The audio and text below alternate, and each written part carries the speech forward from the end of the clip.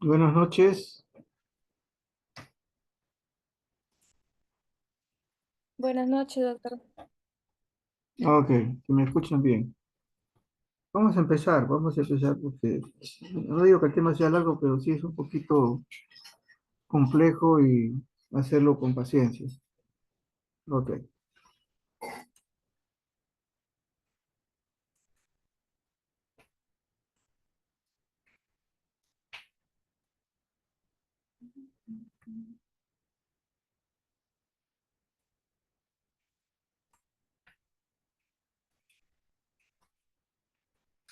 lo que vamos a tratar ahora es un tema bastante, no diría pues difícil, pero sí bastantes situaciones laboratorio, ¿no? Que podemos también apoyar en este caso, no solamente con respecto a la fertilidad, sino también a la gestación.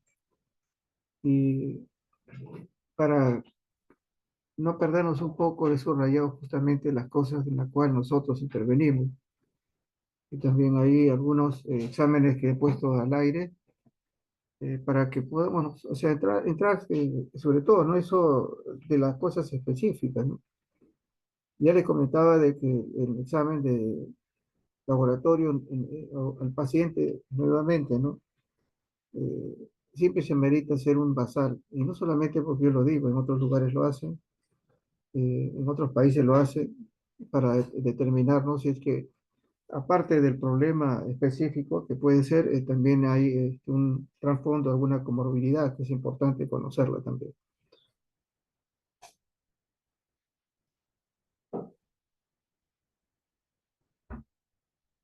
Y a veces me olvido de saludar, ¿no? Buenas noches. La fecundidad se refiere pues a las formas como los hijos son habidos, ¿no? Eso es lo que tiene que ser, la cantidad de hijos que uno tiene. Pero la fertilidad significa la capacidad, ¿no? Que tanto el hombre como la mujer tiene para poder procrear. Una de las cosas que definitivamente observamos nosotros y podemos nosotros hacer más o menos un esquema como este. El ciclo menstrual es importantísimo, porque acá tenemos que ver que todo es un proceso, ¿no? Acá hay el desarrollo de los óvulos, ¿no? Ovocitos, ¿no? El cambio de preparación del útero, etcétera, y el embarazo, y hay un eje funcional, anatómico, tanto es hipotálamo, hipófisis y gonadal. Se sabe que en el nacimiento se hallan 400.000 ovocitos, y hay un estilo que se llama para poder ver cuál de estos elementos puede llegar a ser un óvulo, ¿no? Y ahí se habla de un término que es reclutamiento folicular. Es solo uno de este folículo va a proveer el óvulo, solamente uno. Y se ovulan 420 oviocitos en la vida. Y si ustedes ven acá todo este proceso, estrógenos, lo hacemos, hormona libadora, lo hacemos, laboratorio, HCG, HLH, lo hacemos, y definitivamente la progesterona también lo hacemos dentro de lo que significa manejo, LH también lo hacemos. Entonces, toda esta circunstancia, ¿no? De manejar lo que es el ciclo, definitivamente, y al final, para observar que la paciente está en buenas condiciones, ¿no? Eso es lo que toman los ginecólogos para ver si hay una situación de fertilidad. Esto es lo normal. Y si no hay, si hay preparación y el óvulo no es, eh, eh, como digo, el óvulo no es utilizado en ese término, no hay fecundación, entonces lo que se hace es o reabsorberse o eliminarse. Pero en todas estas áreas, como yo le mencionaba, sobre todo los componentes hormonales, eso todo tenemos que hacer para determinar que esta función sea normal y el paciente pueda, no, en este caso, si ya meritara, ¿no? Hacer un tratamiento propio. Y vemos nosotros acá también igual, ¿no? Todo el proceso de lo que significa pues el ciclo menstrual y los hallazgos que hay con respecto los elementos hipotalámicos, hipófisis, etcétera, y todo lo que pueda desencadenar esta secreción, ¿no? Con estos elementos propios, para que los puedan ver. Entonces, la fecundación, que es una situación importante, y acá pues dice, ¿qué tiene que ver con nosotros? Mucho, ¿no? La eyaculación, que tiene que ver en el caso del hombre, el semen lo hacemos, el examen. Y acá para esta situación hay eyaculación, hay capacitación espermática, que tiene que madurar, ¿no es cierto? El espermatozoide, y hay una capacidad de fecundar, y en el lapso de 3 a 5 días puedo hacerlo. Y ahí viene todo lo que significa el cigoto, blastocisto, y luego la implantación endometrial. Algunos anatómicos y otros también de capacidad hormonal para poder eh, no solamente hacer la parte eyacular, sino también la parte de implantación, ¿no? Que tiene que ver con el preparación hormonal, que también lo hacemos nosotros. La espermogénesis tiene un proceso, ¿no? Igual, de maduración del espermatozoide. eh, bueno, se conoce mucho de esto. Y nuevamente ahí, ¿no? En la hipófisis que se agrega como estímulo, ¿no? FSH y LH. La FSH estimula las células germinativas, tubo seminífero, producción de espermatozoides, y el LH activa la producción de testosterona y estimula también la producción de espermatozoides. FSH, LH y la testosterona lo hacemos nosotros para poder determinar que esto sea normal, ¿no?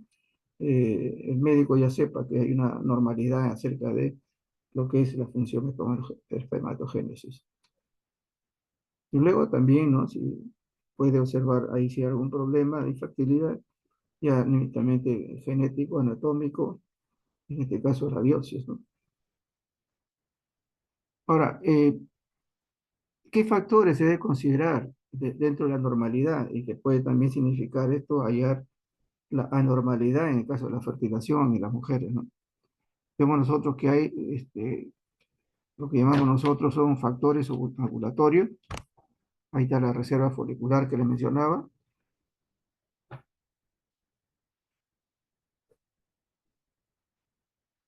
Vemos también ahí, hay una reserva ovárica, ¿no es cierto? No solamente folicular, sino también los óvulos y la ovulación propiamente. El factor pélvico que tiene que ver con la situación del útero, trompas, ovarios y todo lo que son estructuras adyacentes. Entonces acá podemos ver no solamente aquí ver la parte anatómica también y funcional, ¿no? Y también cervical, si hay obstáculos en la mucosa cervical, y eso lo examinamos también nosotros. Y ese factor, definitivamente, ovulatorio, tiene que implicarse en todo esto, ¿no? Hay defectos periféricos, centrales, enfermedad metabólica.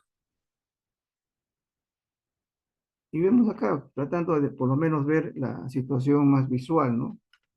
Lo mencionaba en antes, lo que tiene que ver con la reserva folicular, la reserva ovárica, lo que mencionaba antes, y la ovulación. Y esto definitivamente se observa, mucho de esto con el examen del moco cervical. Ahí vemos nosotros si es que hay, ¿no? Alguna deficiencia o alguna alteración o un bloqueo también a la movilización del espermatozoide. Entonces, la parte de factor ovulatorio es importantísimo tenerlo presente, ¿no? Porque aquí se va a observar si es que hay una producción de óvulos.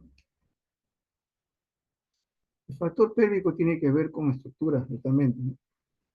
Enfermedades pélvicas. Y también esto puede ser afectado por situaciones de infecciones, anomalías y también por algo que eh, es bien ya conocido, pero sí bien especificado lo que es la endometriosis, ¿no? Y que esto definitivamente puede estar no solamente cubriendo toda la parte uterina, sino también extrauterina. Y este factor pélvico, como ven ustedes acá, hay que ver antecedentes, ver la estructura, etcétera.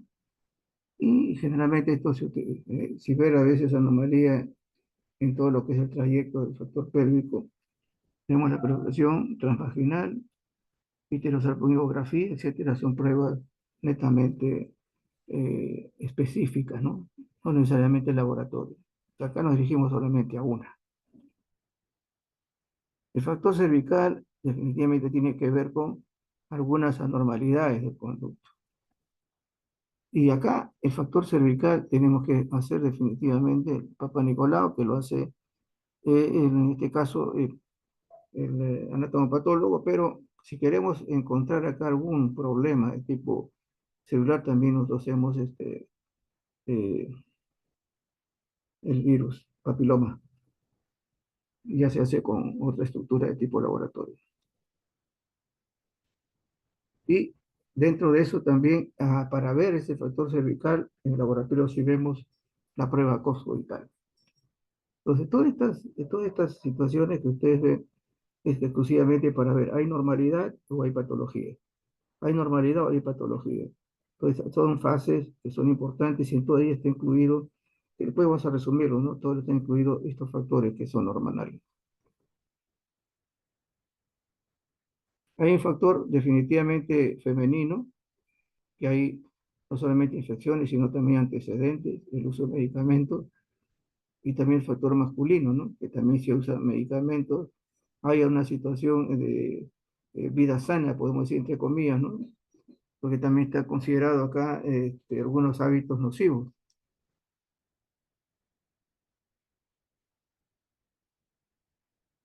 Que hay dos importantes cosas que uno tiene que tener pues, presente, ¿no? En estos casos que estamos viendo todavía la parte normativa, ¿no? Que también si no se cumpliera sería lo anormal o alterado. Que vamos a tener realmente algunas condiciones, ¿no? Para eso la edad es una cosa importante. Y va a traer más dificultades, en este caso, un embarazo de una mujer cuando son mayores de 35, igual a menos de 35 años. Y en los varones mayor a 50 años. Aunque el varón puede tener la eyaculación posterior, pero no significa de que eso es como decir, todas las vidas, no es así. Que puede ser algo eh, positivo, ¿no? Algo que se puede decir óptimo. Otra situación también, pues hablamos de lo que significa eh, la salud de las personas. La obesidad es otra de las cosas que también afecta el embarazo. Y en caso vamos también, si es que hay problemas también que implica eso, ¿no? O sea, la delgadeza, eh, o sea, tratando de hacer más delgado, digamos, a la anorexia. Y como mencionaba, ¿no? Aquí hay definitivamente un problema con hábitos nocivos, ¿no? Y ya se conoce que el volumen eyaculatorio disminuye y la motilidad también. Y son fumadores de perdidos, definitivamente eso tiene por consecuencia el problema de la fertilización. Viendo todos los aspectos, ¿no? Ovárico y también de todo lo que son los anexos, entonces nos damos cuenta de que tiene que cumplirse cada de esos pasos. El problema es que mucho se hace la mujer más que el varón. El varón nos centramos en ciertas cosas nada más. Entonces, desde la parte anatómica, la parte funcional, la parte de estructura de relación y, como le digo, también infecciosas, es la mujer la que tiene que realizar un sinnúmero de exámenes para corroborarlo. Y acá le he resumido algunas cosas que implica eso, ¿no? ¿Qué pruebas se tiene que hacer para ver si hay situaciones de fertilidad normal? Y si hay alteración de acá, definitivamente va a haber infertilidad. Les he mencionado siempre las pruebas basales: hemograma, glucosa, urea, creatinina, todas esas pruebas en un examen de orina, porque en ellas vamos a ver si es que hay alguna morbilidad, o sea, paciente que está con anemia, paciente que tiene un problema de trombocitopenia, paciente que tiene alguna situación de infección, etcétera, ¿no? O una infección urinaria, etcétera. Todo esto tiene que ser valorado previo a utilizar ya todo el ritmo de lo que significa los hormonas dentro del ciclo. Le mencionaba, ¿no? El FSH. Eso nos está valorando también que hay a nivel de hipófisis también, a nivel de hipotálamo también, toda esa línea, esto también funciona, ¿no? Entonces hay un nivel adecuado. El estradiol es importante también tenerlo presente aquí, que son los estrógenos, ¿no? En este caso, porque está valorando la función ovárica y placentaria. Eso es importantísimo también tenerlo presente.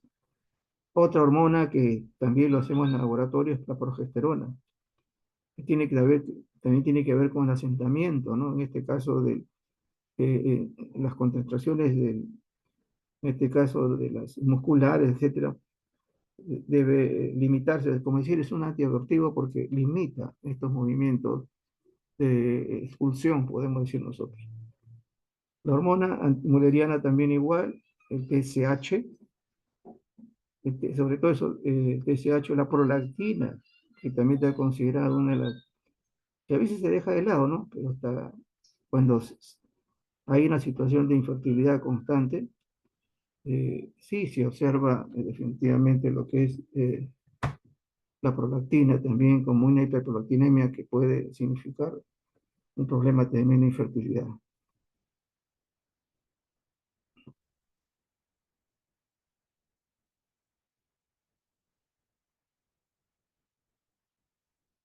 En la actualidad ya se conoce que también hay un compromiso inflamatorio, ¿no es cierto? Hay sinasas dependientes de la ciclina y la característica es que estas sinasas, ¿no es cierto? Que son todo lo que son las citoquinas, todo ese componente inmunológico, es la que permite la maduración del óvulo. Entonces también se está haciendo el dosaje, ¿no? De este componente químico. ¿Qué pruebas más se puede realizar cuando la mujer tiene aparte de la situación genética, ¿no? Se sabe que en las enfermedades autoinmunes,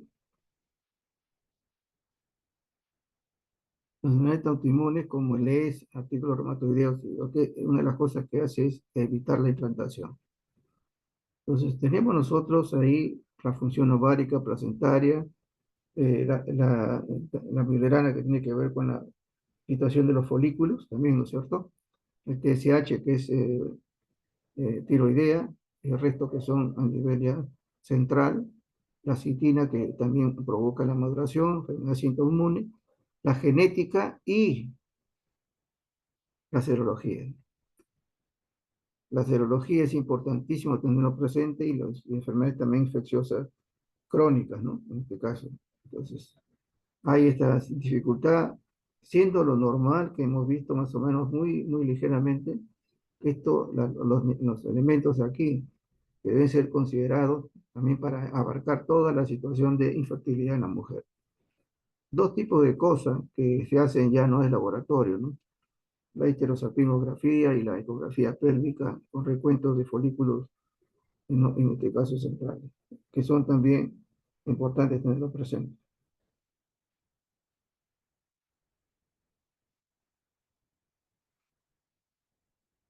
En la mujer, como le digo, tiene que tener todos esos pasos, ¿no? Genético, infeccioso, antecedentes, comorbilidades, ¿no? Y la función de las hormonas que están en cada paso del proceso del ciclo, tiene que ser, por eso es bastante largo su proceso de determinar que esto sea, ¿no? un,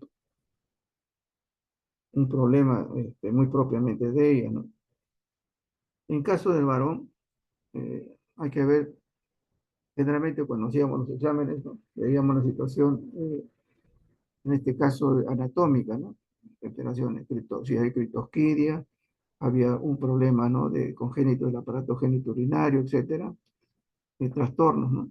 Cirugías que había tenido el paciente, etcétera, cuando se inició la pubertad, igual que también la mujer, ¿no? La, podemos decir la menopausia precoz, ¿no? También se da. El varicocele, que también es una cosa que no es tan infrecuente, ¿no? Entonces, ¿qué más se debe ver? Igual que un poco más la situación con las mujeres, para determinar que esto sea normal y no llegar a una infertilidad, enfermedades tiroideas, la diabetes, el hipogonadismo, y muchas de las cosas también se acerca al cuarto infeccioso cuando hay tuberculosis. Enfermedades genéticas, enfermedades también de tipo sexual, etcétera, donde hay problemas tanto de eyaculación y orgasmo, y lo mencionaba antes, ¿no? Era el estilo de vida, ¿no? Los hábitos nocivos también está considerado como parte de valorar, ¿no? Si es que hay una infertilidad en caso del varón.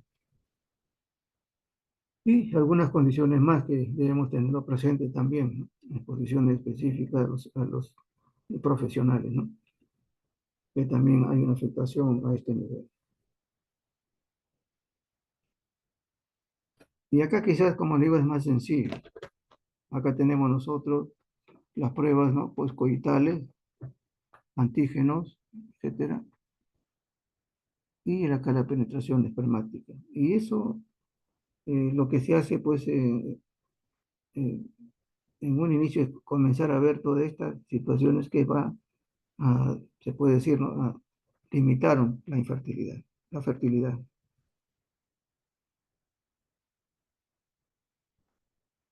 Este tipo de prueba, si ustedes ven hacia abajo, determina, dice, el número de espermatozoides activos en el moco cervical, no lo que normalmente se utiliza para hacer el estudio del semen, ¿no? Espermatograma, sino acá es con el componente femenino acá.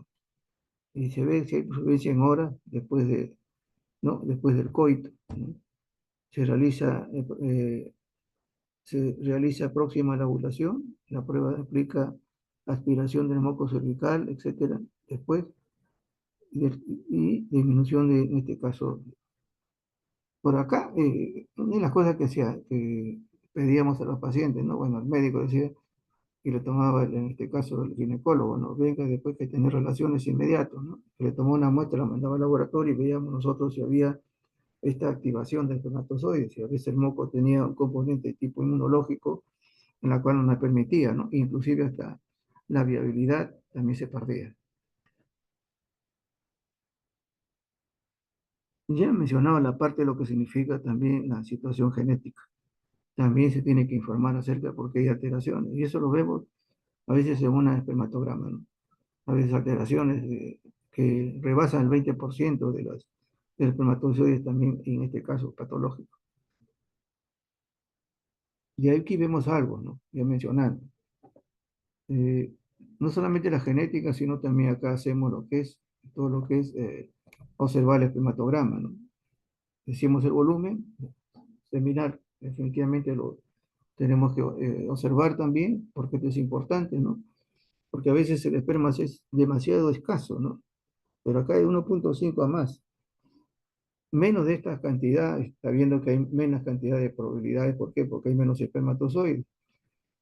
Y esto también ayuda a que sea normal, ¿no? Su número de espermatozoides está en estos millones, y concentración también esto por mililitro, movilidad, definitivamente que debe haber, y esto tiene que haber, veímos, ¿no? Imagínate, casi movilidad está llegando al 72%, ¿no? Igual, podemos decir acá que debe haber también un porcentaje dentro del campo, ¿no? No es que se sume, ¿no? Dentro del campo. Hay morfologías definitivamente normales, sí las hay, y la normalidad la tenemos que tener por debajo del 4%, algunos dicen hasta el 5%, ¿no? Entonces, no vemos, ¿qué vemos? A veces espermatozoides sin cola, partenoides de doble cola, de doble cabeza, o anormales, grandes, ¿no? Pues son estas anormalidades que se repiten a veces en mayor cantidad, y no son viables cuando haya, en este caso, queriendo tener la fecundación. Y vemos nosotros también que hay componentes leucocitarios, el pH que es importante tener. Como mencionamos en antes, una de las cosas que ya más claramente aquí se observa es, igual, se observa el moco cervical con espermatozoides. Y muchas veces se encuentra acá anticuerpos que son movilizados o citotóxicos. No permite pues que el espermatozoide no esté. Y esto, ya en la actualidad existe también toda esta forma de manejarlo de manera inmunológica, ¿no? ¿Se dan cuenta? O sea, en el varón, un espermatograma nos da casi el 90% del problema. Hay que ver la parte anatómica, hay que ver también la parte hormonal, definitivamente, y la atómica tenemos que ir a ver, el es uno de ellos, ¿no? Clitorquide es otro de ellos que también vemos con frecuencia, diríamos nosotros, y luego el moco cervical, que puede tener anticuerpos también, o alguna situación citotóxica que mata. No hay viabilidad, espermatozoides que no son viables, o sea, no hay vida, espermatozoides que tienen alteraciones también morfológicas, y también las situaciones genéticas, ¿no? Que puede llevar a esto. Y en caso inclusive de el espermatograma que vemos acá, es lo que vemos en algunos casos, es la azospermia, ¿no? No se encuentra ningún espermatozoide en el líquido seminal. Con eso se terminó. Y por eso le digo que el nivel femenino es otra cosa. Y acá vemos nosotros, ¿no? La azospermia que puede ser secretoria o que también obstructiva. Y acá tenemos que ver por qué los conductos seminales se han obstruido en este caso. Igual, ¿no? En caso de la mujer, como lo han visto, es una variedad tremenda, ¿no? De observar. Acá en el varón, las pruebas basales siempre se va a dar la genética. También en la genética, alteración de la espermatogénesis, ¿no? Alteración. Perfil lipídico, tiroides, hay que descartar tuberculosis e infecciones, ¿no es cierto? Antes era muy frecuente, hasta había tuberculosis epididimoria, ¿no? Años atrás, ¿no? Muchos años atrás. Pero también puede observarse también tuberculosis en la casa de las genitales de las mujeres, también igual, ¿no? Pero acá tiene que descartarse infecciones de cualquier tipo, uno de ellos también, ¿no?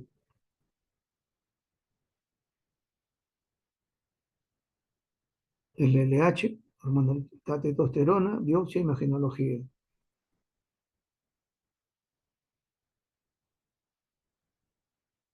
Entonces, todas estas pruebas que generalmente estamos resumiendo nosotros con respecto a las pruebas para ver la normalidad en la mujer, primeramente, cualquier alteración ya estamos tocando la infertilidad y las pruebas son definitivamente muchas para ella, hasta la situación anatómica, ¿no? Y en el caso del varón, evidentemente tenemos que ver que las pruebas generalmente son de tipo genética, estas pruebas también tiroidea, tuberculosis y el espermatograma, que es prácticamente el 90 y tanto por ciento del problema. Y acabó uno hemos visto lo que es normalmente la fertilización, ¿no? Y ahorita vemos lo que significa el embarazo. Y si el embarazo comienza al terminar la implantación. Y es la verdad, antes no había embarazo. Eso es lo que tiene la OMS, no es porque uno lo diga. Y vemos nuevamente lo que es la ovulación, fertilización e implantación, ¿no? Que es importante tenerlo presente. Y todas ellas tienen que implicar también las hormonas que ya hemos mencionado. Ahora, ¿por qué todas estas cosas que tenemos que aprender, ¿no?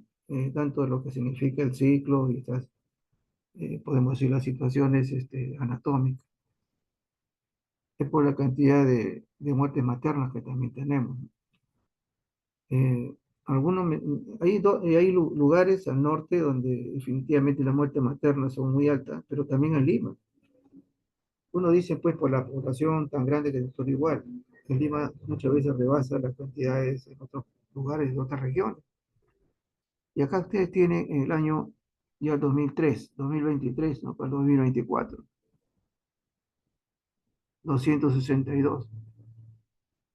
Estamos hablando hasta la primera semana del 2024, ¿no?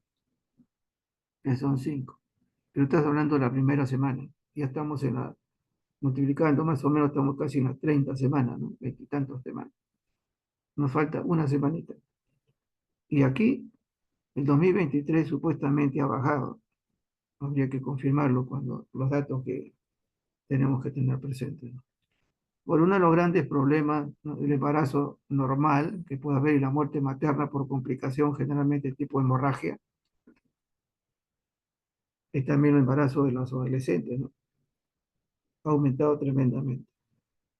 Le mencionaba esta situación que es también algo que no necesariamente tiene que ser laboratorio, ginecología, ¿no? Sino por qué se da. A veces pensamos que es, no, la vida de ellos, como algunos por ahí comentarios, ¿no? Pues, políticos decían, no porque son su cultura, ¿no? Es muy fácil tener esa idea, ¿no? Podemos decir conclusión de algo que sucede, ¿no? Y acá definitivamente siempre, cuando uno mira hacia la situación de tener podemos nosotros un problema de este tipo, como cualquier otro, que no necesariamente es sexual, Tenemos que ver cómo es el mundo familiar, porque a veces eso es lo que implica que se busca, ¿no? Algo que no se tiene, tranquilidad, paz y alguien que esté a nuestro lado. Entonces, esa situación también tiene que valorarse, no solamente decir, hay que hacer que no, esto, hay que darle tratamiento, hay que darle no, evitar que haya medicamentos para que puedan tomar la pastilla, etcétera, ¿no? Que puede ser una situación ya cuando se dio, pero antes tenemos que vigilar esa situación. Y como le digo, la cantidad de muertes por hemorragia en nuestra patria sigue siendo la primera causa. Luego las infecciones también, las complicaciones, las comorbilidades. ¿Qué hay que hacer? El ginecólogo, ¿qué hace? A nosotros nos manda también estas situaciones, solamente mencionarlo. Hay un embarazo. Vamos a ver un embarazo normal, no tiene problemas hormonales, no tiene problemas anatómicos, no tiene problemas genéticos, no, no tiene problemas de infección, no. Y acá tiene que ver definitivamente por qué se hace, ¿no? Prevenir, diagnosticar y tratar. En primer lugar está prevenir. Y la prevenir significa educación, a todo sentido. Y acá efectivamente podemos nosotros tener hasta el número de hijos que tiene una pareja, o lo que el hijo que no tiene la pareja, o el padre que en situación familiar, etcétera, ¿no? Las cosas. Porque eso va a traer las consecuencias, pues, de ¿es un buen control prenatal o no? Y eso lo vemos nosotros. El objetivo también este es cuáles son los factores de riesgo. La edad, infecciones, alguna comorbilidad por ahí. Determinar la edad gestacional, el diagnóstico de la condición fetal, que es importante, porque no solamente el embarazo está referido a la mujer, ¿no? Sino también al binomio en ese caso, ¿no? Al producto que debemos también tenerlo presente. La condición materna. Por eso hablamos nosotros de hacer esas pruebas basales. Y acá la educación, que es importantísima, ¿no? Y hacemos. Eh, yo sé que ha cambiado bastante, ¿no? Pero el laboratorio donde estuve trabajando durante años, era realmente terrible encontrar que la mujer cuando ya va a dar a luz iba a hacer el primer control. Entonces, ahí recién veíamos que había complicaciones, ¿no? De proteinuria, etcétera, como patologías que hay. Y siempre decía, pero ¿por qué viene esta hora? Solamente dar a luz cuando he tenido tiempo, ¿no es cierto? Podemos decir 9 meses para que usted venga a hacer sus controles y no haya dificultad. Ya venía ya con otras complicaciones, ¿no? Y sucede, sucede. Hay que definitivamente identificar los factores de riesgo, hay que hacerlo. En todo nivel, inclusive hasta de tipo trabajo que tiene, ¿no? El factor social no se va a acabar y eso sí lo tenemos presente, ¿no? El tipo de trabajo, el analfabetismo. Ahora, hemos visto casos, sí, pero no es tanto como antes, ¿no? Bueno, por lo menos en Lima, no sabía yo decirle provincia. Ahí también esto, ¿viene de la zona rural o no? Y sí, en la zona rural todavía existe este tipo de inconveniente. Entonces, para ellos, al educarlos, es bastante complejo, ¿no? Hay un mal apoyo adolescente y una extrema pobreza. Y eso sí se da. Y vemos nosotros, ¿no? Que acá hay riesgo biológico. La edad sigue siendo uno de los principales. Las edades extremas, yo diría que mayor de esto todavía, digo, porque hasta, hay mujeres que pasan los 30 y tantos, hasta cerca de los 40 y pueden tener hijos sin mayor problema, pero acá niñas, ¿no? Definitivamente, estas son las edades extremas que hay esos factores biológicos, mayores riesgos hemos encontrado. Obesidad materna, hemos mencionado nosotros, el estilo de vida, antecedentes obstétricos, ha tenido otros abortos, ha habido también, ahora que hay mucha, como decía, liberación, recurremos también, hay o recurrentes también, también el caso ha habido, eso no se niega, malformaciones congénitas, conocí una pareja que ambos tenían familiares, ¿no? Donde, directos, ¿no? Que habían tenido abortos o malformados, ¿no? Y los dos se juntan tus primeros dos hijos tenían malformaciones que no vivieron. Bien difícil decirles que no tengan hijos, ¿no? Hay bajo peso al nacer, hay muerte perinatal o ruptura de membrana, etcétera. Son antecedentes que también se valora como factores de riesgo, porque puede repetirse. Enfermedades, etcétera. Preeclampsia como una de las cosas que no sé de verdad por qué tanto ahorita se observa esto, ¿no? No lo entiendo. Antes era una cosa muy rara. Igual también el factor RH, ¿no? Etcétera. Enfermedades crónicas, neurológicos, psiquiátricas, hipertensión, diabetes, etcétera. ¿Se dan cuenta? O sea, la basal es importante tenerla presente. Y luego vienen los hábitos nocivos, ¿no? Actividad laboral y la contaminación ambiental también. Escuchaba un oncólogo que decía, uno de los grandes problemas, no solamente alteraciones, malformaciones y cáncer, la comida.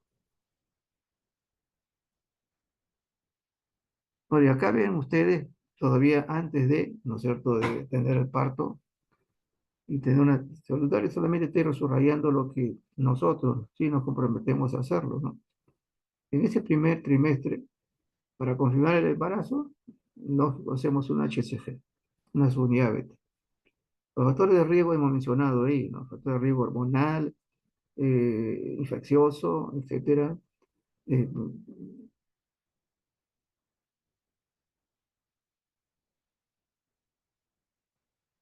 estilo de vida, podemos entre comillas, pero yo pienso que tanto hormonal, que es importantísimo, y los cuadros de infeccioso, viral o infecciones, etcétera, o procesos crónicos, si intervenimos en esa primera parte. Y ahí se dan cuenta ustedes, ahora, o sea, hacemos dengue, hacemos malaria, tuberculosis, zika y otras enfermedades infecciosas. Entonces, a esta paciente, cuando es la primera vez que se va a hacer todo lo que es el manejo, ¿no?, saludable del embarazo, nuestra intervención está ahí también apoyando a la mujer y al producto.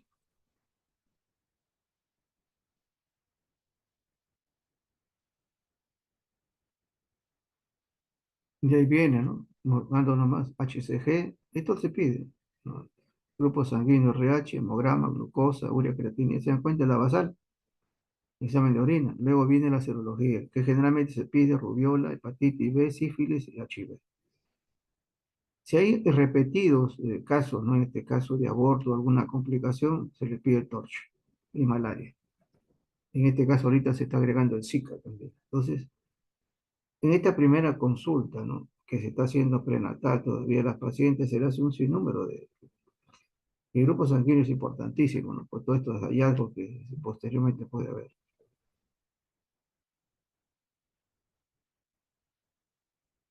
El estilo de vida, definitivamente, si podemos nosotros hacer no solamente hemograma, sino también acá proteína, vamos a ver la condición de la paciente, ¿no?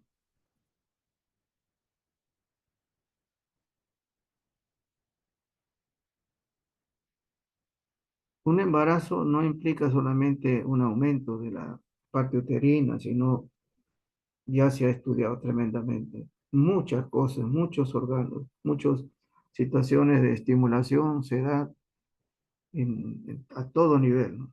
Por esa razón de que es complejo, ¿no?, conocer la parte de lo que significa el embarazo y hay que vigilar cada porción de lo que tanto cardiovascular, pancreático, no solamente mamarias, etcétera, ¿no? Tiroidea, etcétera, que es importante tenerlo porque esto va a significar la viabilidad hasta el fin del parto. ¿Qué hormona por excelencia? Eso estoy marcando lo que sea necesario conocerlo.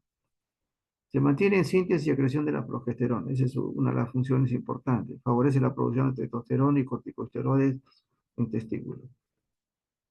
Es positivo al quinto día retraso menstrual con valores de 50. Cuando se tiene más o menos valores de 25, ahí dicen, eh, de 5 a 25 tenemos un borderline y se cataloga muchas veces esa cantidad a aborto temprano o embarazo ectópico. Los médicos generalmente valores mayor de 25 lo consideran ya positivo. Ahora, puede haber positividad, ¿no? Menos de eso, pero ellos no están pensando en una gestación normal, están pensando en una patología y lo que va a ayudar a este embarazo es una ecografía. Ya, es un indicador temprano del embarazo, es un marcador específico de la evolución de enfermedad trofoblástica. Parte de sus funciones tenemos esto. Dos importantes razones por qué se maneja la gonatrofina coriónica y en este caso su unidad beta. Lo importante también es esto, ¿no? Ahora, no son datos muy exactos, pero por lo menos ayudan a determinar semanas de gestación y también los trimestres, porque esto también nos ayuda a valorar, sobre todo las que vamos a ver ahora en el primer trimestre, la patología, el diagnóstico. En el cuerpo lúteo, que es definitivamente después que ha salido el óvulo, ¿no? Forma, son importantes, ¿no? Estrógeno y progesterona, para que haya una viabilidad también del embarazo, ¿no? La gestación. Y si hay alguna alteración que el médico quiere obtener porque ha habido ya alteraciones propiamente, un aborto frecuente, el médico le va a pedir, definitivamente, ¿verdad? Y dentro de los estrógenos también está hablando de viabilidad. La progesterona, vemos acá los elementos que deben haber definitivamente en esto. Y una de las condiciones importantes se dice que es un antiabortivo, ¿no? Evita las contracciones uterinas. Y luego el desarrollo, ¿no? De otras cosas, pero eso es lo importante que se tiene presente. El estrógeno, dentro de eso el estrógeno, el estriol, que está abajo, el E3, se puede hacer el examen en orina y este estriol debe aumentar con la gestación 2 miligramos por 24 horas en la semana 16. ¿Aumenta al final del embarazo? Sí. Y cuando los valores son menos de 5 en 24 horas, estamos hablando de muerte fetal. Entonces, la viabilidad del feto principalmente lo está dando el estriol, acá en el grupo de los estrógenos, ¿no? Entonces, esto es importante, sí, tenerlo presente, ¿no? Esta es la forma como se ve la viabilidad del feto. En este caso, utilizando estas hormonas que también lo pide cuando hay algún riesgo del embarazo. Ahora, hay muchas hormonas, ¿eh? A veces uno dice, no, pero eso está colocado lo más, sí, lo más frecuente. Y si uno ve, hay una treintena de hormonas que inclusive salen de la placenta. Pero la idea, no, pues eso ya lo van a ver ustedes en ginecología, ¿no? Pero acá lo que estamos haciendo nosotros, ¿no? En términos de apoyo, ¿no? El antógeno placentario, somatotropina coriónica. Es importantísimo esto, ¿no? ¿Regula el metabolismo materno? Sí. Esta es la hormona de la comida del feto. ¿Produce antagonismo con la insulina? Sí. ¿Mantiene glucosa elevada? Sí. ¿Facilita movilización de los lípidos? Sí. ¿Altera la regulación y tiempo de respuesta del sistema materno infantil, del sistema materno a la insulina? Es la hormona del crecimiento fetal. Y la utilización, en este caso, a través de ellos, también el metabolismo de los ácidos grasos. Esta hormona se le considera que es diabetógena para la madre, ¿no es cierto? Porque se altera. Y acá tiene que verse por eso el basal. ¿Hay algún antecedente familiar o ha tenido alguna irregularidad en los niveles de glucosa antes? Esto le va, como decirlo, va a endulzar mucho más, ¿no? Entonces, uno tiene que darse cuenta de que hay que valorar. Muchos mencionan eso, ¿no? Dentro de lo que significa que es una hormona diabetógena. Y si esto termina con el embarazo, bien, hay que hacer la evaluación posterior, pero si continúa, es una paciente ya diabética. Acá hay dos cosas que son importantes, ¿no? Que ya se conocen, ya solamente mencionarlas nada más, ¿no? Como le digo, lo que estamos haciendo nosotros, no estoy entrando a la ginecología propiamente dicha, ¿no? Factor liberador de la corticotrombina, ¿por qué es importante? Estimula la liberación de ACTH placentaria. Regula la glándula suprarrenal materna. Y ahí está. Y factor liberador de tirotropina, definitivamente, es similar a la hipotalámica, está asociado a la liberación de TSH. Y eso es importantísimo para poder el desarrollo normal, en este caso del feto. Estas pruebas ya se hacen a nivel molecular. Y vamos a ver. O sea, así, muy. En el primer trimestre, que estoy colocando ahí semana 1 hasta el final de la semana 12, que es importante si lo tener presente. Ahora, recuerden algo, las enfermedades que se dan a veces primero, segundo, tercero, dicen exclusivamente no. A veces puede, uno y dos pueden estar juntos, dos y tres pueden estar, pero la frecuencia que vemos es una, yo diría, pues, un poco más académica, ¿no? Pero que ayuda a tener por la frecuencia, ¿no? De patología. Y abajo he puesto todo lo que significa los exámenes, ¿no? Que debe haber. Hay aborto espontáneo, el tipo de aborto siempre, y eso lo ve los ginecólogos, le piden de todo. Le piden de todo, le piden. O sea, por eso las pruebas basales, piden infecciosas, sobre todo las virales, etcétera, el TORCH también, pero las virales también igual, los cultivos, etcétera, y vemos hormonas también, porque la progesterona es, como decía, antiabortiva, entonces debe estar ahí, y las comorbilidades que tienen que ver pues con la glucosa, etcétera. Vamos a ver tres de ellas nomás.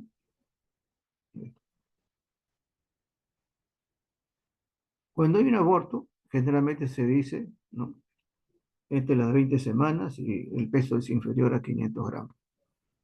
Fetos muertos mayores de 20 semanas es otra cosa. Las causas son por anomalías propiamente, ¿no? Malformación, etcétera. Pero un aborto tiene esas consideraciones que está ahí en el retrato. ¿Qué pide el médico? Porque esto a veces es no solamente una vez, puede ser recurrente, ¿no? Como yo le mencionaba, es hormonas, todas. Comorbilidad, recuerden que la diabetes es una causa también de esto. A nivel genético, sí, se observan muchas alteraciones genéticas. Y una de las primeras cosas que se pide es el TORCH. Porque cuando hace una prueba basal, aparte de esto, ya en la gestante primaria se le hace HIV, serología, BDRL. Alguna vez también se le agrega malaria. Entonces, acá ya por propiamente el producto se le pide el TORCH, que son situaciones tanto parasitarias como tipo viral, para determinar que no sea la causa, ¿no? El embarazo ectópico, que tiene que ver con un sinnúmero de componentes, ¿no? Y vemos acá nosotros que hay sangrado, etcétera. ¿Qué tenemos que ver? Siempre le piden HCG y los valores, como he visto, son borderline. Progesterona va a estar bajo, mi hemograma va a referir una leucocitosis. Recuerda que hay un producto acá inflamatorio y si hay rotura es otra cosa. También hay componente de fibronetina fetal, que eso significa que hay daño ya a nivel uterino. En algunos piden también el SEA como parte de esto, embarazo ectópico. Y luego viene la BCG, proteínas C reactivos, la interleuquina, como es por el cuadro inflamatorio, ¿no? Pero estamos hablando de laboratorio, ¿no? Pero el que va a dar el nivel de todo va a ser la ecografía. La imagenología es importante, sino que estoy anotando acá lo que puede significar para el laboratorio. No diga que solamente con esto va a ser el diagnóstico, ¿no? La otra patología que hemos mencionado es la enfermedad trofoblástica o gestacional, ¿no? Y acá el HCG. Vemos nosotros en la ecografía un componente como si fuera panel de abeja, que puede ser parcial o total, etc. Y una de las cosas que a veces el médico observa cuando le hace ya limpieza de esto, con mucho cuidado la parte basal, ¿no? En este caso. ¿Por qué? Porque muchas veces se ha encontrado el coriocarcinoma. Ahora, a estas pacientes, de todas maneras, se le hace pruebas, no es que se le hace solamente limpieza, ¿no? Estamos hablando de la basal, estamos hablando si no hay mayor sangrado, un sinnúmero de cosas. Entonces, hay que hacer sus pruebas. El diagnóstico en este caso es en las unidades beta, en HCG, es el marcador tumoral. ¿Que nos da el diagnóstico? Sí. ¿Pronóstico? Sí. ¿Respuesta al tratamiento? Sí. ¿Y vamos a hacer el seguimiento? Sí. Ya, vemos nosotros no correspondiendo a las primeras semanas, crecido el abdomen y tenemos valores de 100.000 a millón a más. Entonces el médico sabe que esto de acá está haciendo el diagnóstico como marcador, en la ecografía está haciendo un diagnóstico, imagenología, etcétera, y los compromisos que pueda tener la paciente posterior. Entonces eso es lo que es importante tener. Acá en la tumoración, solamente para mencionarle nada más, el cáncer de cervix, que es importante hacerlo. Y ustedes ven acá unas células que tienen como un halo claro, ¿no? Ellos son los coilocitos. Y la célula ha sido tomada por papilomavirus. En el segundo trimestre, nuevamente estoy marcando las cosas, ¿no?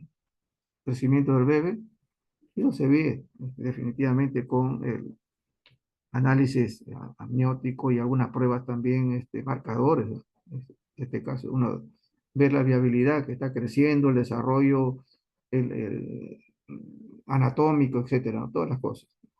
Escuchar el latido del corazón, ¿no es cierto? Y acá el HDG es importante porque si está bajando, significa que está habiendo un sufrimiento fetal y que puede significar la muerte.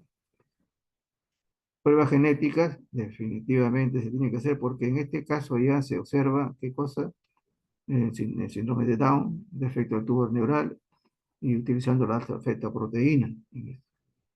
El hemograma, hay que verlo de todas maneras, en este caso estamos hablando de exámenes prenatales, en este caso en el segundo trimestre, las anemias, las anemias, la diabetes gestacional, examen de orina y proteinuria, puede haber infección urinaria y el médico, el ginecólogo siempre se alerta a eso, porque ya la frecuencia, ¿no? Ve, así sea un leucocito más en la orina, pide cultivo, porque esto puede desarrollarse en un aborto, pues. Entonces, quiere que no haya complicaciones con respecto a eso. Y la proteinuria definitivamente nos está hablando de otro compromiso preeclámsico, ¿no?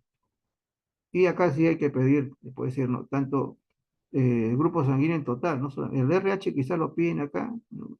Dentro del marco de lo que es el ministerio, porque es el más grave, ¿no? Pero ojo, la gravedad no significa que el otro no puede tener, entonces ABO, RH es importante. Y lo que siempre se menciona es que sí se debe pedir del esposo, ¿no? ¿Cómo sabemos si la mamá tiene O, el hijo ha tenido O, pues bien, y tenemos que saber también del esposo, para ver si hay esa situación de incompatibilidad. Y la típica y el más frecuente que aquí se debe realizar es el test de Coombs. Y acá vemos el segundo trimestre, tercera semana, hasta las 26 semanas. Y vemos algunos componentes y algunas cosas que también nos interesa conocer. Okay. En la preeclampsia, que vemos nosotros que hay una alteración, no solamente presión, problemas hepáticos, problemas renales, edema, etcétera. Y definitivamente acá hay un desarrollo con compromiso también de tipo renal, ¿no? Y esto generalmente es después de las 20 semanas. Hay que hacer sus pruebas basales, y le mencioné que sí, porque no se conoce por qué sucede esto, ¿no? En la actualidad, pero sucede ahora con mayor frecuencia, ¿no? Y generalmente la obesidad, la proteinuria y eh, el peso, ¿no? Eh, la proteinuria y la presión arterial son los tres pilares para determinar que hay un riesgo de preeclampsia a la paciente. Luego ya se piden las pruebas hepáticas, etcétera, ¿no? Entonces, ¿qué se pide en general con eso? Las pruebas basales, necesariamente. Prueba de coagulación, va a haber problemas de coagulación en los pacientes, ¿no? Pues, pruebas hepáticas, igual, hay compromiso hepático. Proteinuria, problema renal. Pruebas renales que también tienen que ver porque hay un compromiso, también es decir, un ácido úrico. Y se sabe que cuando aumenta el ácido úrico en el valor basal, sí, se observa en estos pacientes. Y también el hemograma, ¿no? La hemoconcentración. Entonces, estos son laboratorios. Luego vienen las condiciones clínicas y de monitoreo. Esto es lo que se observa y se pide a los pacientes. En la diabetes gestacional le mencionaba, ¿no es cierto? Vemos nosotros que hay situaciones acá que hay que manejarle. Ya esto, algo hemos hablado de la somatotropina coriónica, ¿no es cierto? En antes, que es una diabetógena. Pero también tenemos que nosotros hacer algunas consideraciones, ¿no? Y una de las cosas es que cuando nos pedían algo para sacarle al bebito, ¿no? En este caso, alguna prueba de confirmación. También a la madre lo que hacía era, nos colocaba ahí, ¿no? Bebé macrosómico. Entonces, tomamos la prueba de la mamá y le encontramos una glucosa elevada. Si eso permanece, estamos hablando ya hay un antecedente, ¿no? O familiar o propiamente de comorbilidad la paciente, va. Si no, se calma es otra cosa. Y aquí, por ejemplo, en esto podemos ver hiperglicemia, hiperinsulinemia y también puede presentarse en estos casos la polidrama. Y acá algunas situaciones que puede desencadenar también. Y uno de los riesgos de la diabetes gestacional es la preeclampsia. Y algunas consideraciones también de tipo anatómico, genético, ¿no?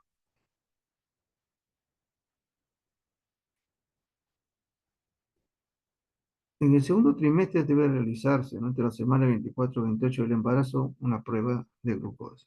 O algunas veces también pruebas gestacionales, ver las curvas, ¿no? Que es diferente. Y vemos acá nosotros que es este el método para poder determinar que esto sea una diabetes gestacional. Hay que hacer una curva de tolerancia a glucosa, pero diferente a la que normalmente hacemos, ¿no?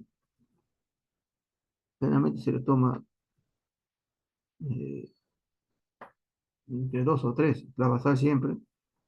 La carga también no debe ser mucha, pero este es lo que se estila, ¿no? En los pacientes, con cuidado, ¿no? Porque si tenemos una paciente que tiene 200 de glucosa, no se le hace prueba de tolerancia a la glucosa. Esa es una determinación que nosotros le referimos a los médicos porque ya hemos tenido problemas nosotros años atrás cuando teníamos pacientes que 200 a más, le dábamos la prueba para ver la tolerancia y teníamos que llevar a la emergencia un problema de hiperinsulinismo, no sé, no hiperinsulinismo, hiperglicemia y coma. Entonces nosotros hemos tenido esos casos eh, en los cuales era el riesgo, ¿no? Entonces, cuando tenemos ese 200 no le hacemos prueba la tolerancia por el riesgo que tiene. ¿Qué se va a hacer? Salvo en este caso, ¿no? Una excepción, se le hace pruebas repetidas, basales, una paciente. O postprandial, también que es algo importante tenerlo presente.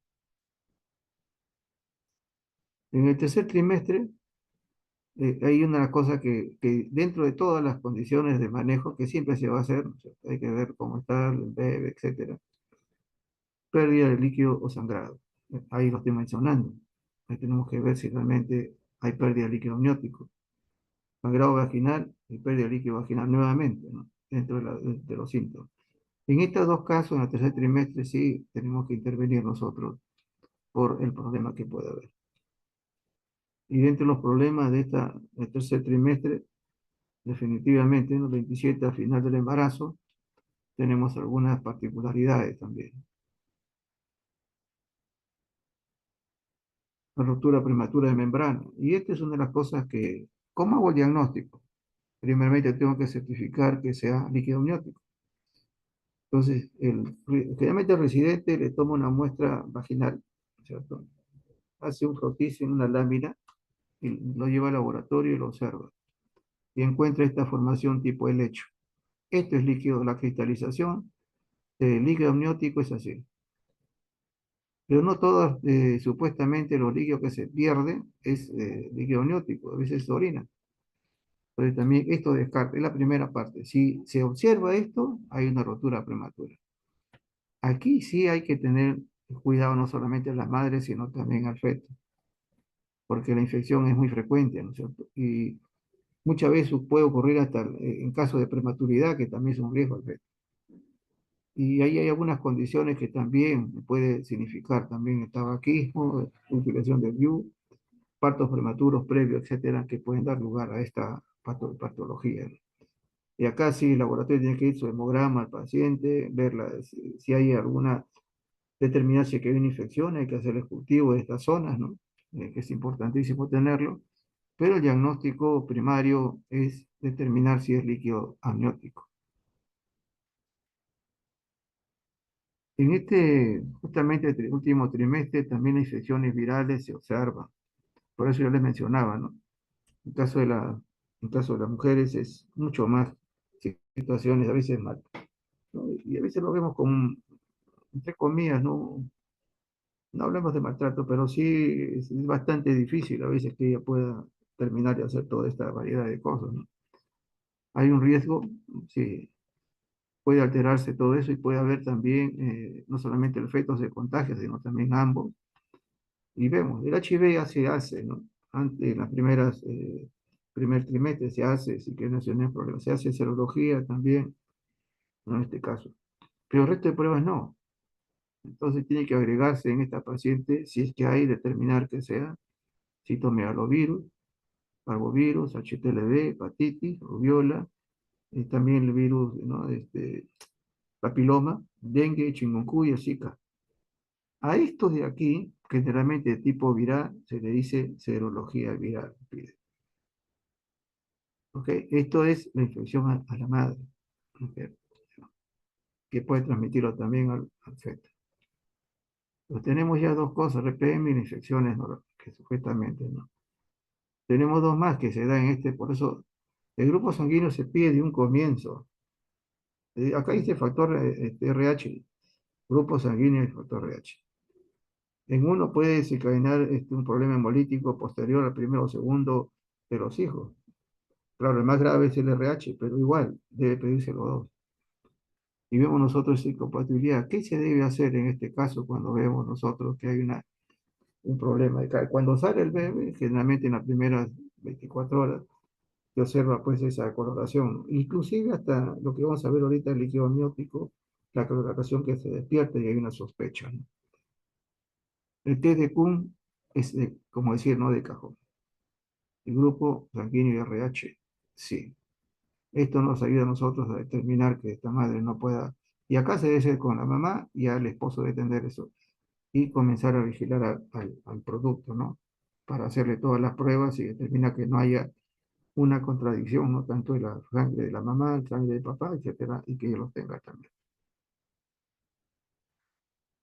Otro de los problemas del último trimestre que a los ginecólogos ya en los últimos años sí están utilizando esto de una secreción vaginal y nos piden, ¿no? Este tococo beta, beta hemolítico grupo B. Y también del canal, no sé, rectal también igual, porque esto es netamente, podemos decir, digestivo, ¿no? Pero se contamina y este coco es definitivamente un cuadro que provoca la muerte, ¿no? O sea, del sepsis y que puede comprometer la vida de la madre. Entonces, el cultivo de secreción vaginal y rectal es importante en estos casos, que ahora ya se extilda como algo, ¿no? Que debe hacerse, ¿no? Y acá vemos algunas consideraciones, ¿no? Casi al final, ¿no es cierto? Eso se hace en todas las embarazadas. Ahí vemos nosotros. Y este es el desprendimiento prematuro de placenta, dependiendo, ¿no? Y eso lo mencionan los ginecólogos, dependiendo si se puede ver un parto normal, si hay un desprendimiento total y una hemorragia, definitivamente entra a a una cesárea, evidentemente, entonces hay que hacerle ¿qué? Todas las pruebas quirúrgicas y pedir sangre. Y siempre la hemogenología es importantísimo tenerlo presente. ¿Sí? Estoy hablando de las cosas específicas, no hablando también que hay que pedir a la madre también su hemograma, etcétera, ¿no? Pero esto es lo que estamos viendo nosotros y lo que hacemos y lo apoyamos tanto en este caso a los ginecólogos. Ahora, hay ahorita algunas consideraciones de bienestar fetal, porque el embarazo no significa que la madre esté bien o el padre, ¿no? Sino también en este caso el producto, ¿no? Hay un pH y con una de las consideraciones que es importante también tenerlo presente para que esto va a significar también en el término muchas veces cesárea cuando hay algún compromiso y esto se hace ya a nivel de cuero cabelludo. Hay gente que pueda manejar eso, ¿no? La alfa-fetoproteína, como antes mencionamos, va a comenzar, ya que tenemos algunas indicaciones, cuando usted síndrome de Down, por eso digo esto, si no hay si no se hace un líquido amniótico, que también se hace ahí, el alfa-feto, pero si también hay aumento, ¿no? Recién nacidos, luego que hay esos aumentos que también puede haber en la mamá, ¿no? Porque se dice que esto es exclusivo del feto, de comer, pero hay que hacer en la madre. Vemos esto, podemos tener problemas de tipo neurológico, problemas de síndrome de Down, etcétera, como pérdida fetal.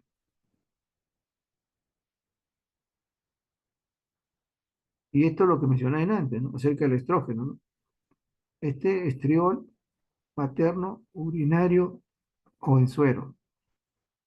Su disminución revela compromiso de la unidad feto placentaria, feto interviene, feto placentaria. Entonces, esto es lo que vemos nosotros y antes les he mencionado, lo que va a significar, pues, una muerte fetal utilizando solamente, aparte de la HC. Esto está hablando acá, como le digo, de lo específico, ¿no? Pero cuando hay esta situación siempre le piden HCG al paciente.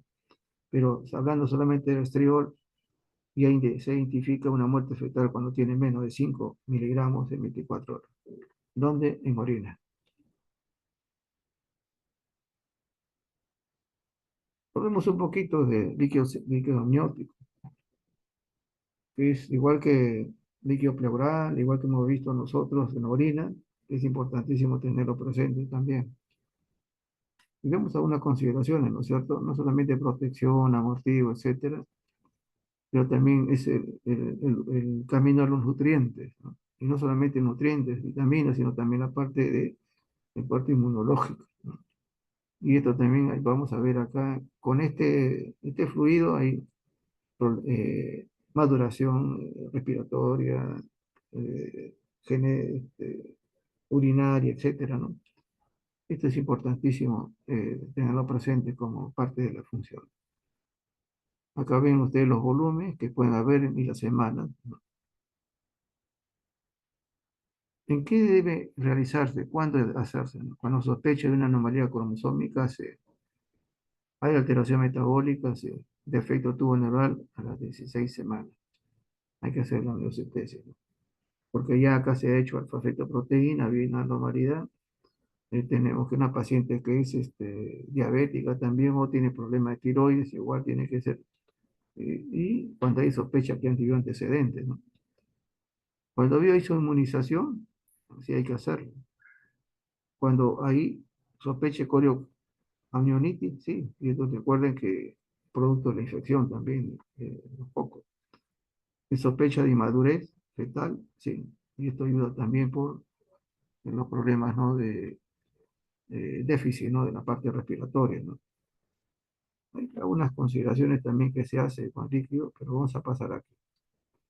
Esto sí tiene que, les comentaba eso al grupo de alumnos, me decía, cuando si el ginecólogo hace una prueba para ver líquido amniótico, lo primero que va a ver es el color. Entonces yo le decía, no, la orina, mire por eso el color de la orina, miren el color de líquido cefalorraquídeo, miren el color, eso va a ayudar mucho. El color del líquido amniótico es un color suave, pajizo, casi imperceptible, no parece que fuera hacia blanco, es normal. Si vemos un color amarillo bastante citrino, bastante oscuro, concentrado como una orina, estamos hablando que acá hay sangre, hay hemólisis, hay eritrocitosis fetal. Si vemos un de color verdoso, que lo vemos definitivamente eso en muchos de los casos, estamos hablando de hipoxia fetal, porque es meconio. Pero si vemos de rojo, ¿no es cierto? Marrón, oscuro, es muerte fetal. El color ya nos está diciendo a nosotros esa particularidad, ¿no? Cuando va, lógicamente, cuando va al laboratorio, igual se le hace la esterilización, ¿no? Hemos encontrado un líquido de este color, de estas condiciones, ¿no? El aspecto turbio, no aspecto turbio, etcétera, pero el color está identificando el problema en este caso. ¿Para qué sirve también este líquido? Sirve también para la situación de eh, genético, nada más. Y acá hay algunas condiciones, ¿no? Que debe tener un pH, alfa-fetoproteína, y si hay alguna alteración y defecto, creatinina y ácido úrico. Esto va a ayudar a la evolución de la madurez. Por eso justamente se pide esa situación, la urea, la glucosa, amilasa, madurez fetal, fubastasa alcalina, una preeclampsia, la bilirrubina, la exitoso fetal, interleuquina, infección uterina, IgM, infección intraútero también. Entonces, ¿Ayuda? Sí. Y el médico sabe a qué atenerse, ¿no? Pero los colores sí es importantísimo tenerlo presente. El resto ya son para ver cómo madurez o tiene alguna alteración tipo genética, lo utilizan, en este caso los ginecólogos. No es para todos. Entre eso también está, si podemos hacer las enzimas, isogenasa láctica, y siempre les he mencionado, ¿no? La isogenasa láctica es un marcador prácticamente de necrosis, ¿no? De lesiones. Si aumenta, hay una lesión mucho más extensa, ¿no? Y en este caso, si hay reporte de isogenasa láctica muy alta, estamos hablando también de muerte fetal. No solamente el color, sino también esto, ¿no? Acetilcolinsterasa también nos está hablando, ¿no es cierto?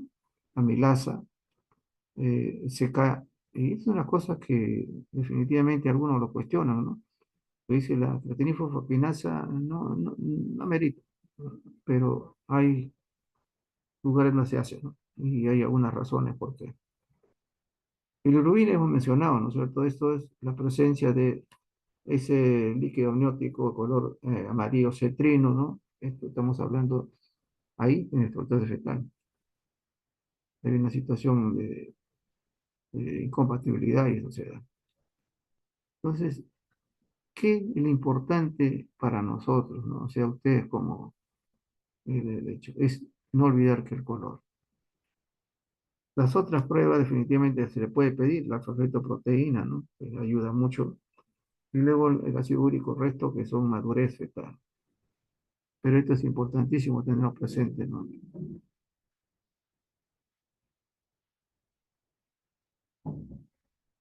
El bienestar fetal con respecto al exterior, muerte fetal. ¿Se dan cuenta? Entonces, ya nosotros podemos determinar de que la madre tiene todo un sinnúmero de elementos para ser eh, evaluado, el varón, para ser evaluado, determinar que hay fertilidad adecuada. Si sale de lo normal, estamos hablando de infertilidad, ahí tenemos que hacer las pruebas. En caso de la madre, definitivamente son no solamente 10 15 pruebas, sino hay que hacerle también repetirlo por cada ciclo, ¿no? Y parte de todo, ¿no? Hormonal, basal, etcétera. En caso del varón, generalmente lo que más se observa es la espermato, en este caso el cromatograma. Eso es lo que más se observa. Que también puede ser el moco cervical también, que son anticuerpos contra el esperma, y que es coital, que se observa también, lo vemos. Esto generalmente sea lo máximo, se puede decir al varón. Y luego la parte hormonal, veo la zona anatómica. Y luego en cada trimestre, ¿no? ¿Qué problemas hay? En cada trimestre es importante para determinar, ¿no? ¿Qué prueba en ese momento hacer? La basal van a estar siempre presentes porque ya lo tenemos del primero, ¿ok? Y luego lo vemos las complicaciones. El segundo trimestre igual, el tercer trimestre. O sea, hay mucho más patología, ¿no? Pero acá no es la idea es hacer toda la variedad ginecológica, sino lo más frecuente que nosotros hemos visto dentro del laboratorio. Entonces, esto es lo que es. Y luego ver lo que el líquido amniótico, estas dos áreas, ¿no? Que son importantísimas tenerla presente, para que ustedes puedan también tenerlo presente, ¿no? Cuando en estos casos puedan estar también en rotación ginecológica. ¿Ok? Ok.